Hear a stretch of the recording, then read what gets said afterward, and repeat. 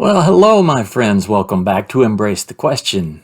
We're doing our Bible Study with Me series, and I am very grateful to be back with you. I am so happy and at home whenever I am doing this right here, teaching out of the Word. It just does something for me. It fills me up. I hope you're getting a lot from this. Every time that we wrap up a chapter, revelation on that chapter begins to come. So I want to go ahead and do a little bit of review, maybe a 10,000 foot view, if you will. 10,000 foot view and review.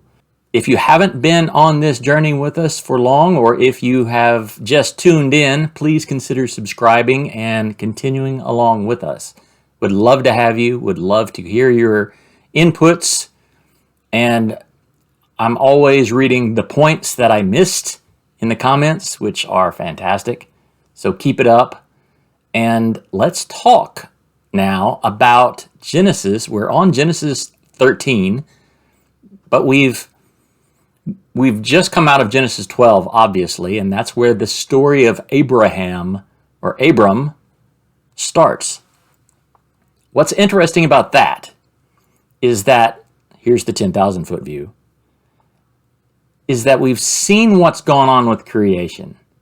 We've seen the creation. We've seen Adam and Eve fall. We've seen a prophecy given to both Adam, Eve, and the serpent that there will be a reckoning, I guess, that the seeds of both will clash. There will be enmity between these seeds, and that the ground is now cursed because of the way things have gone down, primarily Adam's disobedience. And we've seen a progression of mankind from Cain leaving, I guess, a very awkward situation where he has now murdered his brother, and he has taken a wife, and he has left. He's gone east, and he has started to build cities. Also, we see that these cities are not getting better, they're getting worse, that every inclination of the heart of man is evil, according to Scripture. This is around Genesis chapter 6. And there are men on the earth, men of renown, the Nephilim. These are definitely something you'll want to go back and listen to that particular episode on if you haven't, or if you're not familiar with it. But we know that these men were powerful men. They were probably genetically mutated, perhaps by angelic intervention, angelic mischief, as Chuck Missler would say. And then we get into the story of Noah. Now, Noah is building a boat for approximately 100 years. He has a family. The Lord never really talks about his family as being particularly righteous, but they belong to Noah, and he says of Noah that he is perfect in his generations, which to me, in the literal, says, Noah, your blood is not tainted, as is the blood of so much of mankind. It's not mutated.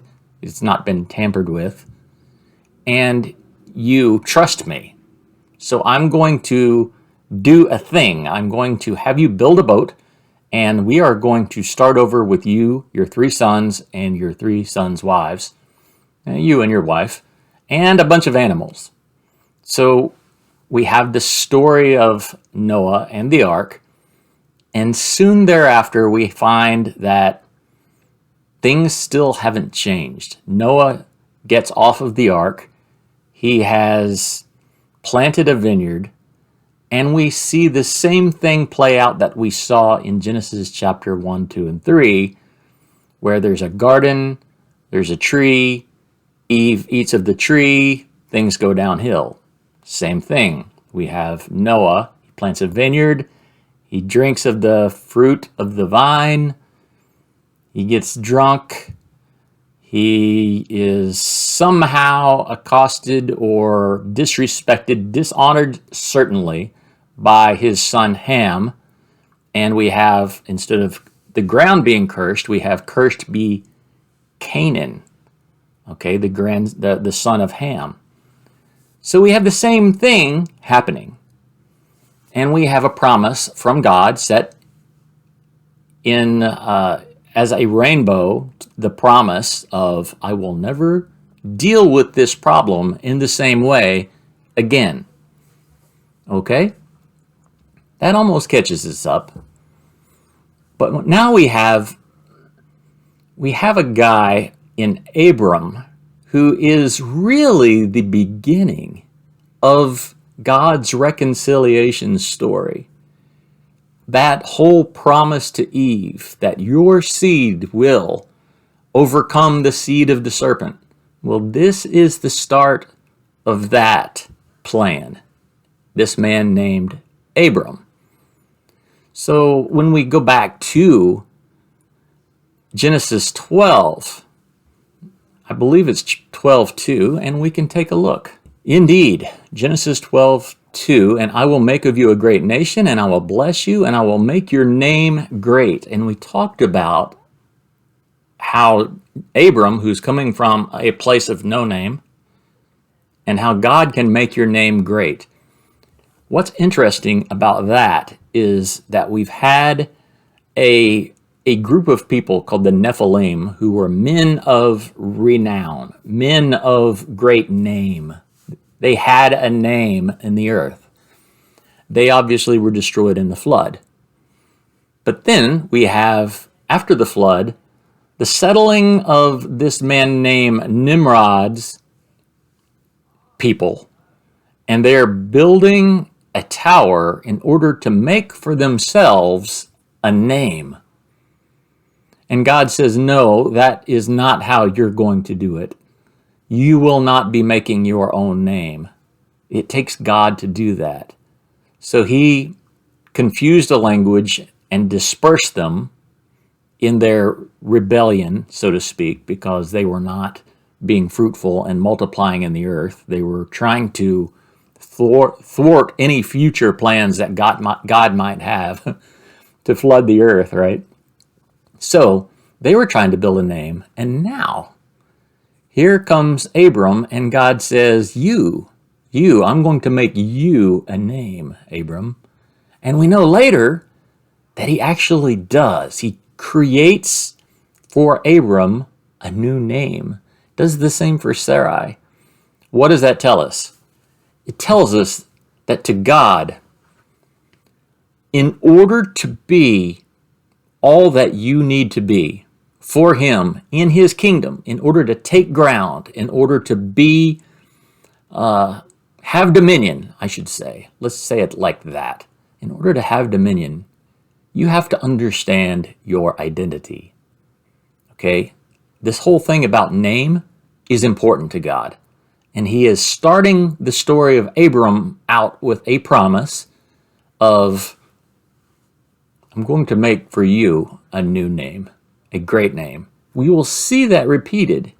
We see it, you'll remember that Abram's going to have a grandson, or a grandson named Isaac, a son named Isaac, and then a grandson named Jacob. Jacob is going to get a new name. These are things that are patterns, and we need to pay attention to them because they give us clues about, I guess, the inner workings of the mind of God. Some of the requirements of his kingdom, so to speak. Before we abandon chapter 12 for 13, we need to keep in mind that God made Abram a threefold promise. He says, Abram, I'm going to give you land, I'm going to give you descendants, and I'm going to give you a blessing. Okay? Land, descendants, blessing. I'm going to bless the entire world through you. But I am going to give you, Abram, land, and I'm going to give you a lot of grandkids, and I am going to bless all of your family and the world through that. It's very important that we just keep that in mind as we read through. Now we're in Genesis 13, so let's start there. And I may not adhere to any particular reading scheme here. I'm going to read until I have something to say, and I can tell you there's quite a bit to say. Okay, Genesis 13. So Abram went up from Egypt. He's been in Egypt. Remember the famine. He went to Egypt because of a famine, just like his grandkids are going to do. He and his wife and all they had, and Lot with him, his nephew, into the Negeb.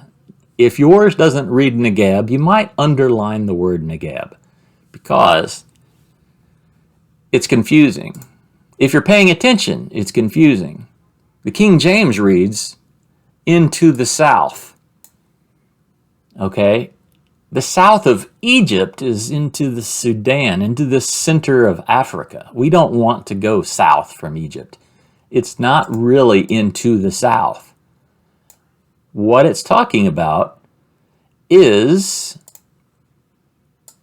a place that's south of the Promised Land, south of Jerusalem, if you would, called the Negeb. That's literally what it means, south. Okay? So I like it better with the proper noun. It's something you've probably even heard on the news. It's a name still used, a modern name. Now Abram was very rich in livestock, in silver and in gold, and he journeyed on from the Negeb as far as Bethel to the place where his tent had been at the beginning between Bethel and Ai, to the place where he had made an altar at the first, and there Abram called upon the name of the Lord. That is a short or a long way of saying Abram worshiped there. It's where he decided to worship God. There are probably quite a few messages taught on going back to the way you were, going back to your roots, going back to the beginning where you first encountered God, and doing a reset of your own life. It's similar to what Abram's done here. He's come back to where it all started. And Lot, who went with Abram, also had flocks and herds and tents, so that the land could not support both of them dwelling together, for their possessions were so great that they could not dwell together. And there was strife between the herdsmen of Abram's livestock and the herdsmen of Lot's livestock. At that time, the Canaanites and the Perizzites were dwelling in the land. That seems almost an aside there. I think the point is, which Abram is actually about to make, the point is there's too many enemies present for us to be at odds with one another. Does that sound like that? That's a motto that we should adhere to. Why are we attacking one another if we are called by his name when there are so many people out there that are really trying to destroy us? That was his point. And that's a lot of possession, is it not? That is a lot of possession because this is no small land. I don't know how to compare it to a state or a portion of a state.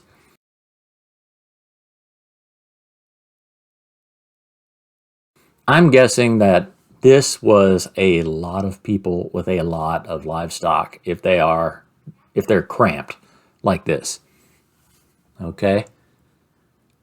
So in verse 8, Abram said to Lot, let there be no strife between you and me, and between your herdsmen and my herdsmen, for we are kin. We're kinsmen. Is not the whole land before you? Separate yourself from me. If you take the left, then I will go to the right. Or if you take the right, then I will go to the left.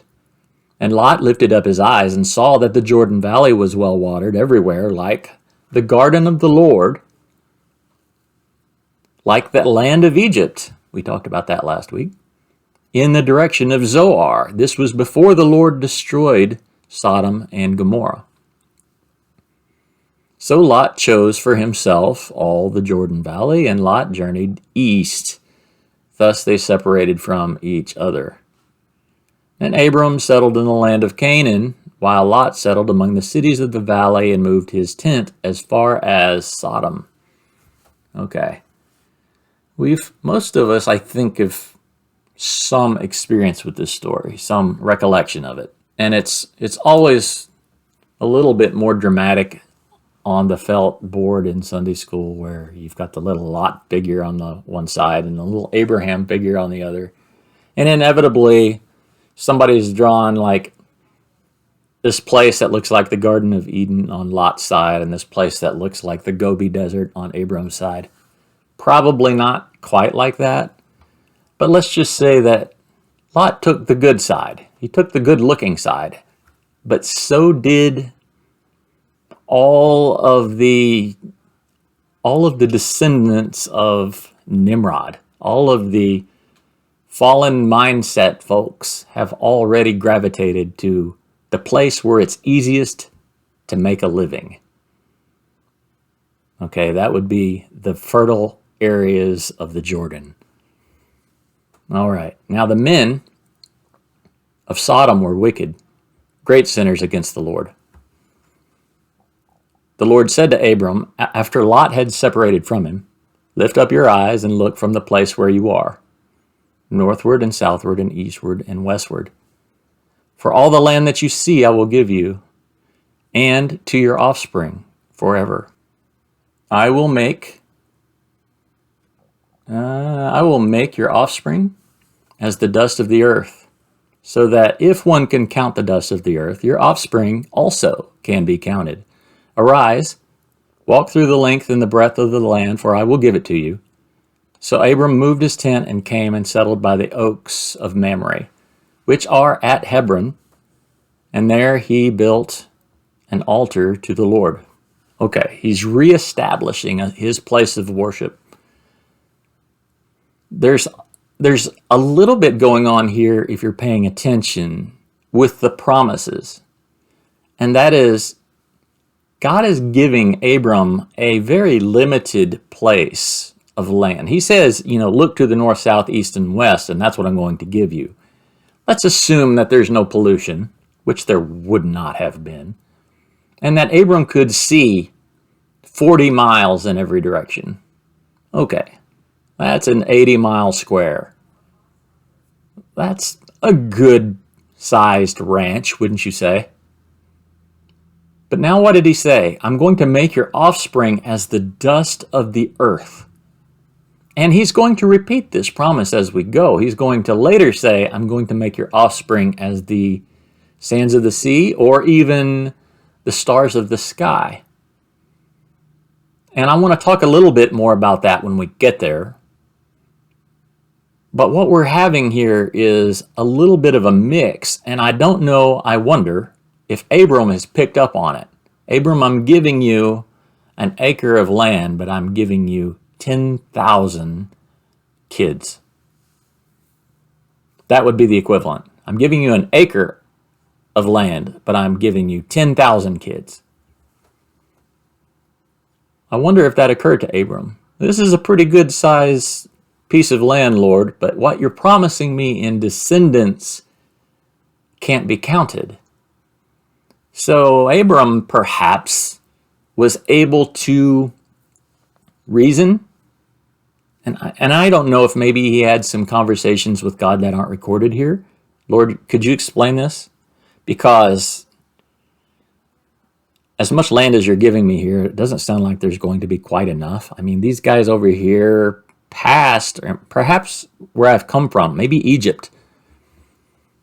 Can we have their land? Because I'm going to need some extra land if the offspring problem is really what I'm thinking it's going to be. I'm going to make the offspring, your offspring, as the dust of the earth. So there's a promise here of a physical blessing and a spiritual blessing. And we get a hint in Hebrews 11. Let's take a look. There's several places in Scripture that I would encourage you to always cross-reference to. Hebrews 11 is one of those big ones. because we're talking about Abram, or Abraham is how he's going to be referenced here. But in verse 8, by faith Abraham obeyed when he was called to go out to a place that he was to receive it as an inheritance. Okay.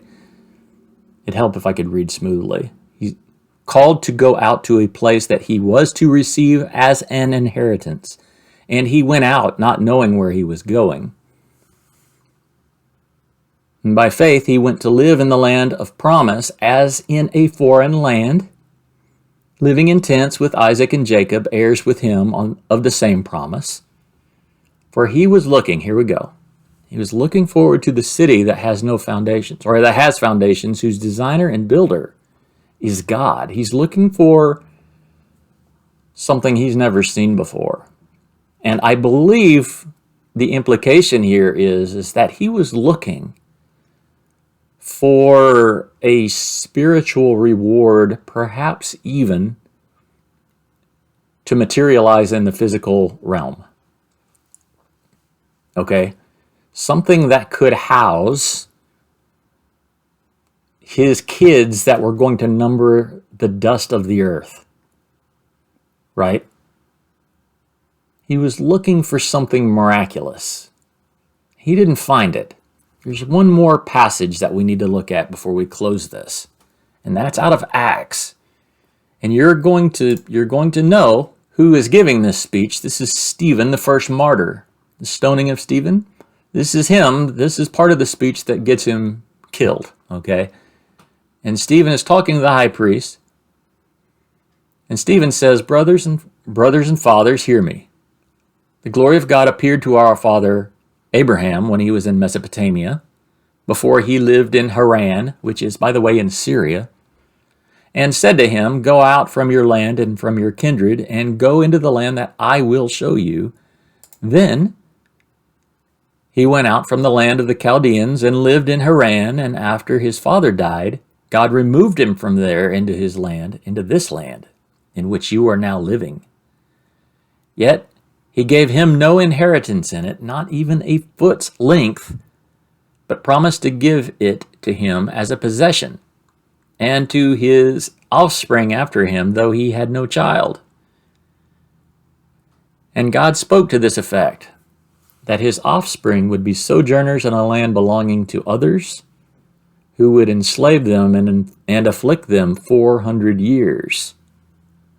But need to read that last one. But I will judge the nation that they serve, said God, and after that they shall come out and worship me in this place. Here's what's great.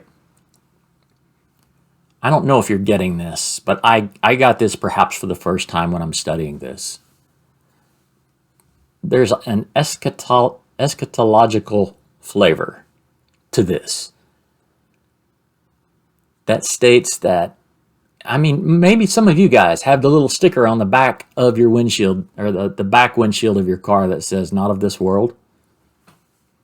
That's basically what he's talking about. Not of this land. At first here with Abram, not of this land. Abram is, not of this land. He gave him no inheritance in it, not even a foot's length, but promised to give it to him as a possession. Can you explain that? Well, it's your land, but you can't have it right now. This goes to your offspring, those coming after you. Okay. All right. Well, regarding my kids then, what about them? Well, your kids will be sojourners in a land belonging to others who will enslave them and afflict them for 400 years. That happened. We know that. We're coming upon that story. That's the story of Exodus.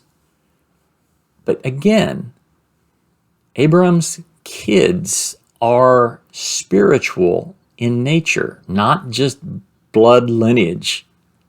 That's a fact that they had totally missed.